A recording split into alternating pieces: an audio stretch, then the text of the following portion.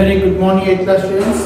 Our new topic is direct and inverse proportion. So from that today I am going to explain 10.3 exercise problems. Listen to it.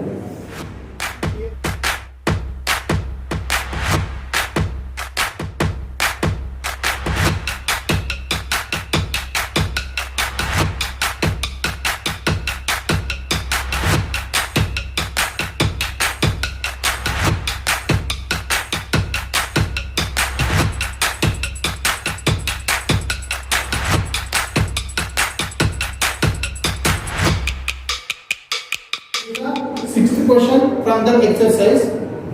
5 pumps are required to fill the tank. Here one tank is. So to fill the tank, 5 pumps are required in 1.5 hour. So the 5 pumps can fill the tank in 1.5 hour. How many pumps of the same type are used to fill the tank in half an hour? Here number of pumps and filling time always inversely proportional together.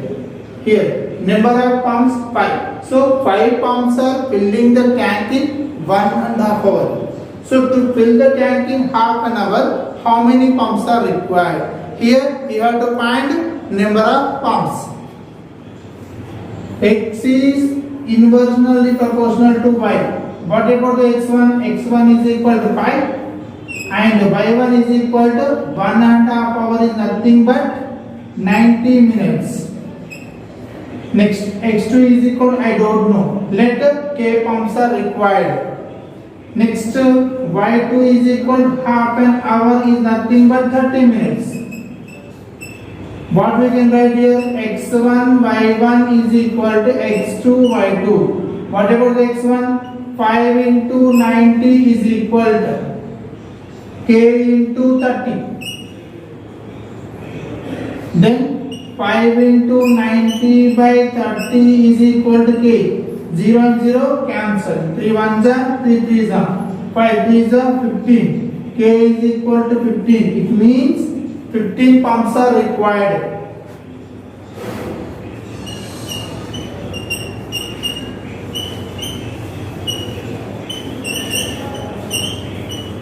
Here K value is 15. It means 15 pumps are required to fill the tank in half an hour. Here is the second question from that exercise. If 15 workers can build a wall in 48 hours. Here 15 workers can build a wall in 48 hours. How many workers will be required to do the same work in 30 days? Okay, now what is the first condition? 15 workers are required to build a wall in 48 hours. But what do you want to build that wall in 30 days? How many workers are required? In first case, I know the workers and also I know the time duration. But in second case, I know only time duration. I need a number of workers.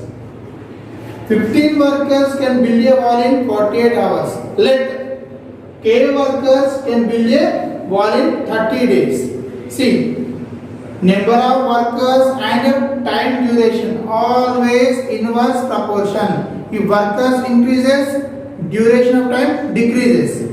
If time increases, one number of workers are decreases. So here x means number of workers and y means time duration. 15 workers can complete that wall in 48 hours. But in 30 days, let the workers be x.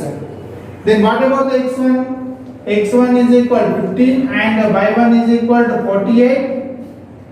x2 is equal to k and y2 is equal to 30. x1 y1 is equal to x2 y2.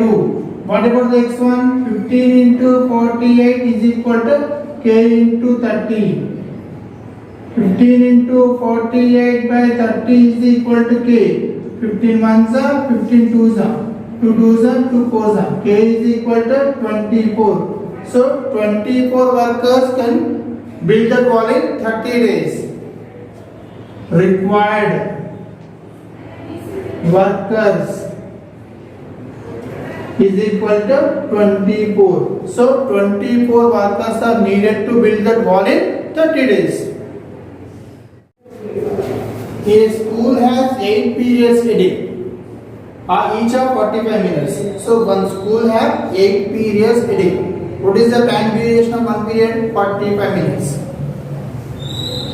How long would each period become if the school has 6 periods? If the school decreases 8 periods to 6 periods, then what about the time duration? See here, number of periods and also time duration are always inversely proportional. If periods are increases, then time duration decrease. So here x inversely proportional to y.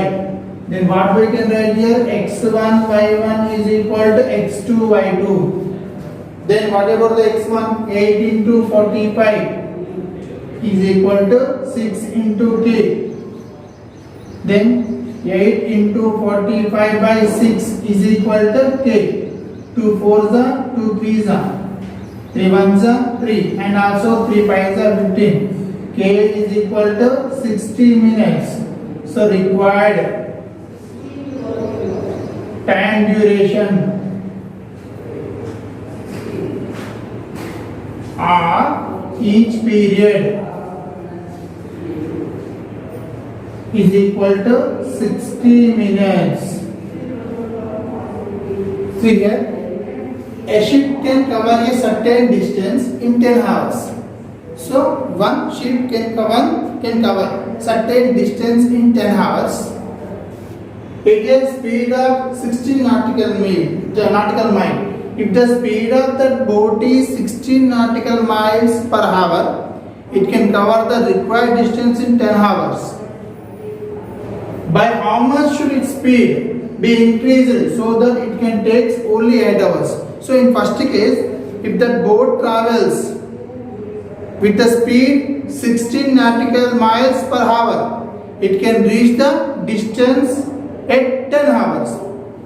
To reach the required distance in 8 hours. So what is the speed of that ship? You have to find it.